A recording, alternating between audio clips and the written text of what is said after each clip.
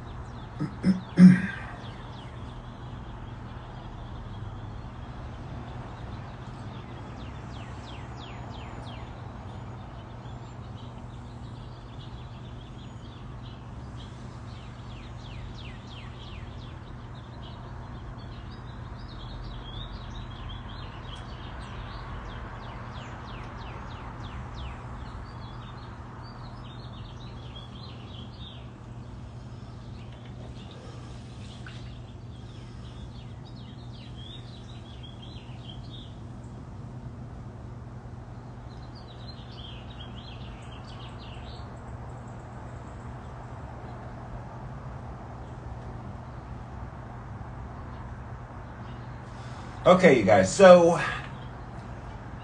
it's currently 5 o'clock in the afternoon here in Spartanburg, South Carolina. At 11 a.m. this morning, I took my last bite of food. I had some pork sausage that I got from the farmer's market, some backyard chicken eggs, a little bit of mozzarella cheese, and spices and salt. And I think I had a little sour cream with it as well. I wanted it to be a sizable enough meal because that was my last meal for a period of time. I decided to go along with these ice baths, which I'm now on day number 30 of. I decided day number 30, let's go ahead and try extended fasting with this. Now, you guys know I wrote a book called The Complete Guide to Fasting with Dr. Jason Fung back in 2016. It was an international bestseller, a Wall Street Journal bestseller. It's still a pretty good book if you're interested basically doing every other day. Every other day I was doing an alternate day fasting. So I'm used to doing kind of short-term fasting, 24-hour fasting, that kind of thing. But this week, I want to try to go at least 72 hours and possibly longer, possibly a week or longer. Because I've never done an extended fast while also doing daily ice baths. So this is going to be interesting for me because when I get into an ice bath, obviously it's cold. But when I extended fast, guess what happens? I get cold. So I want to see, is all this training in the ice bath going to attenuate some of the coldness that I typically get when I do an extended fast? Having been exposed now to the ice baths for 30 days, doing really well with it. The other thing I'm going to pay attention to is my sleep. Because if you haven't been paying attention to my stories, go follow my stories. I post my sleep data from my Oura ring. So I wear this ring on my finger. And it shows the amount of REM and deep sleep that I get. And it has been phenomenal. Today, you guys, 4 hours and 43 minutes of REM and deep sleep. That's pretty badass. So I'm pretty proud of that I've been able to get really good sleep. The problem is when you go on an extended fast, a lot of times that can mess with your sleep. So I'm going to pay attention to sleep as well to see how this impacts me. But day one of extended fasting, just a few hours into it at this point, so there's really nothing to report other than my prediction of how I think it will go. And I'm hoping that I won't get cold and that I'll be able to sleep well like I always do. Okay, that's 5 minutes.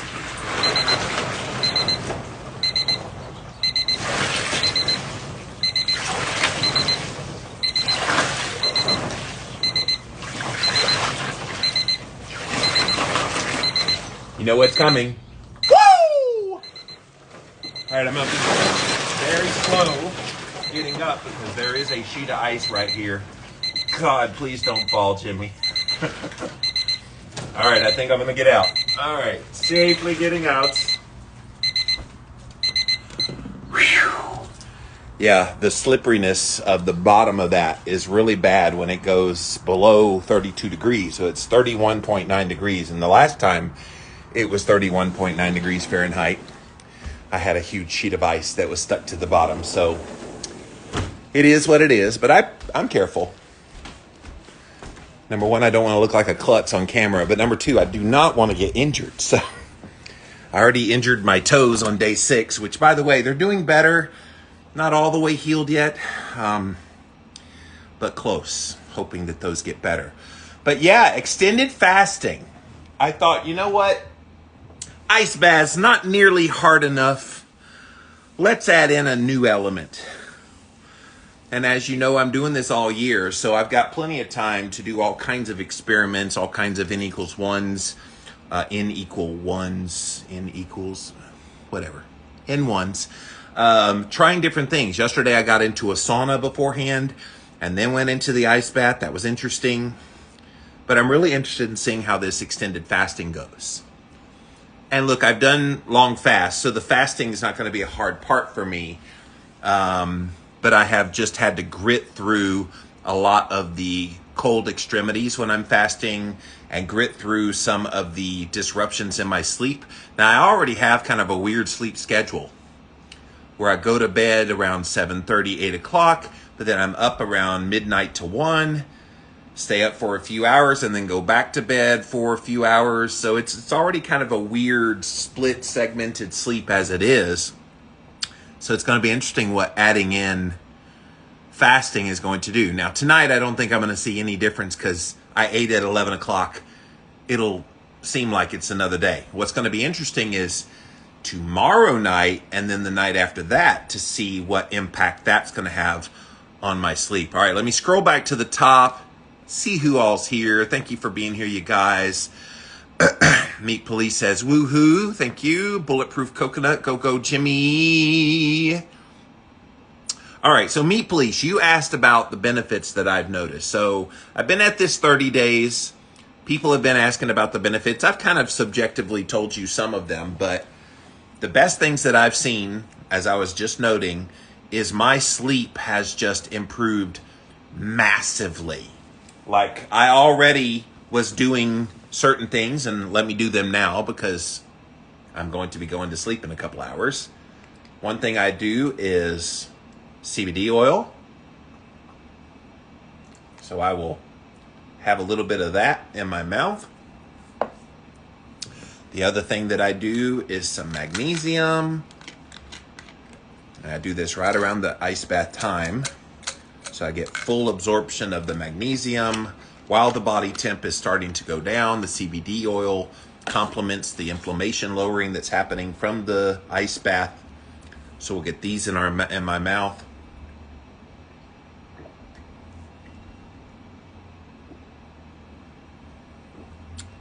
And then I start to lower, after I get off camera with you guys, these lights that are on above me, I turn them down because the sun's starting to set. And by the time the sun is down and it's really dark in here, I'm really droopy, sleepy. And that's the goal. That's what I'm trying to get to. And so sleeping has been the biggest thing that has gotten better. It's not just the ice bath, it's all the other things that I do, but the ice bath has been the major change that I've made. And I think tomorrow I will probably do a post where I show all of my deep and REM sleep for the month of January. And it's going to blow your mind because it's been unbelievable. I think the worst night of sleep I had 3.5 hours of deep and REM combined. But 3 hours is good. But I had 3.5 as the worst. The best was right at 5 hours. And most nights it's right at 4 to 4 hours and 15 minutes. And today it was 4 hours, 45 minutes. So that's been number one, the biggest benefit, Meat Police. The second biggest benefit is energy, which I'm already a high energy kind of guy. But the energy has been amazing. And then a third benefit is I have felt such a calmness in my mood. I know they say to get into an ice bath helps with a lot of mental health stuff, but I didn't really kind of understand that until I started doing them. And I have learned I've been a lot more chill, literally chill, but mentally chill in my mood. And look, if you have anxiety, depression, panic attacks and things like that, and you don't know how to get them under control and you don't want to take medications, I highly recommend getting into at least cold showers, if not full-fledged ice baths. They've been pretty revolutionary for me. So those three things, better sleep, better energy, better mood, that's the three things I have seen the most. And I could talk about a lot of little other things, and I have, and keep watching. I'm here every day on video talking about how I feel. So, but that's pretty phenomenal for 30 days of just adding in cold water exposure to my body. Cynthia says, "Are you okay?" Am I okay? Did I do something? What happened? What do you mean, am I okay? I'm not sure the context of why. So, if you're in that cold of water, when I first start, I have to breathe like real methodical. And so, yeah, at first, if you come on and first thing you see is me going, it's me breathing through that initial kind of shock when you get into an ice bath. But as you could see, there was a ton of ice in there. And I was laying on top of a sheet of ice with all that ice on top. So I was literally in a blanket full of ice, probably when you came on. Debbie said, "Don't slip getting out. I would feel helpless not to help you." Yeah, trust me. I was very conscientious of that, Debbie. So I think I did okay. Keto on Richardson said, "I did a cold shower after the gym yesterday morning. Was so sleepy the rest of the day. I'll have to move my cold shower to the evening." It's interesting you say that. And it's one reason I do my cold baths at 5 o'clock in the afternoon.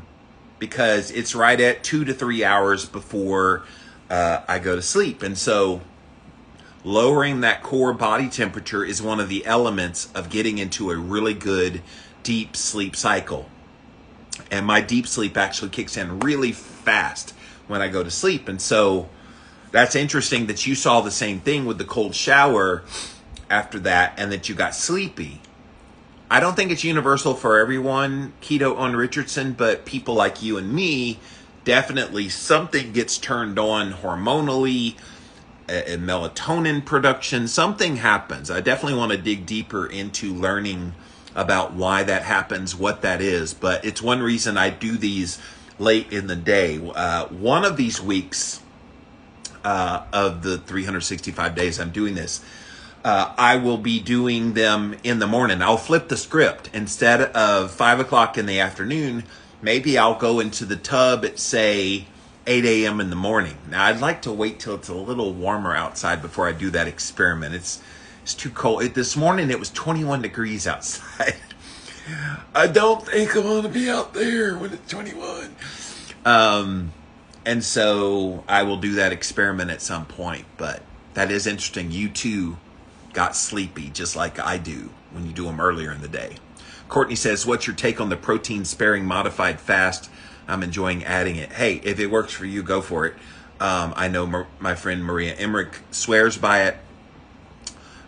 Look, whatever floats your boat. But that's not fasting. I know it has the word fast in it, but that is not fasting. What I am doing is real fasting. Water, salt, and electrolytes. That's what I mean by extended fasting. I don't count protein sparing modified fast. I don't count bone broth. I don't count kombucha. I don't count bulletproof fatty coffee. None of that is fasting. When you fast, you better damn well put no calories in your mouth. That is a fast.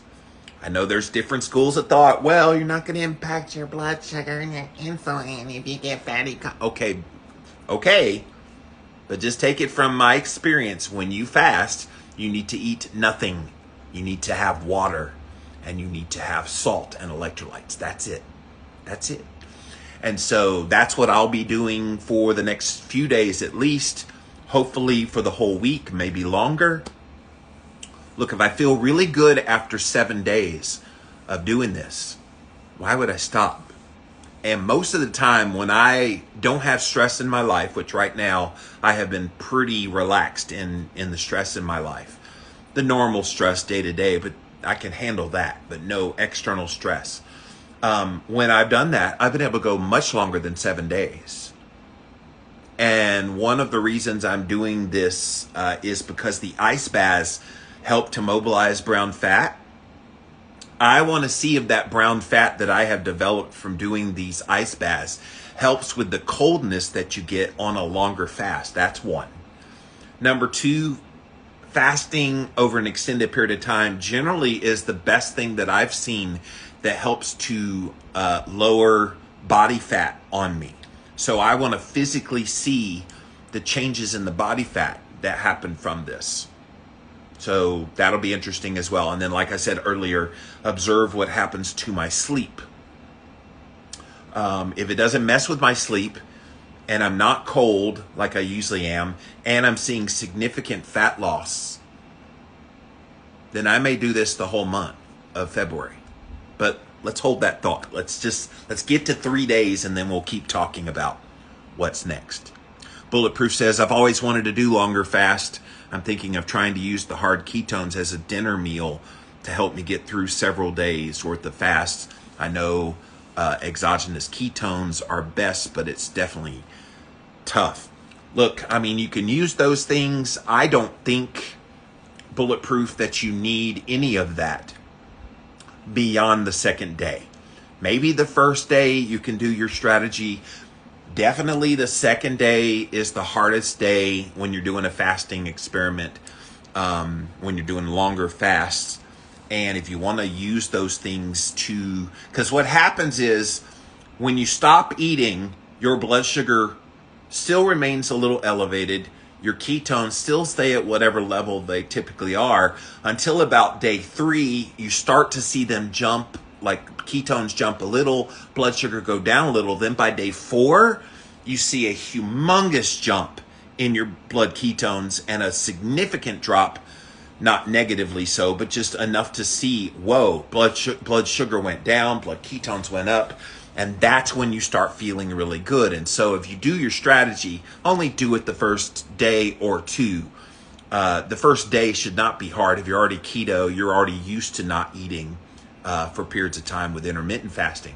Day 2 would be when I would do your strategy, but then cut all that stuff off and go to water, salt, and electrolytes starting on day 3, because your body's going to produce all the ketones that you need.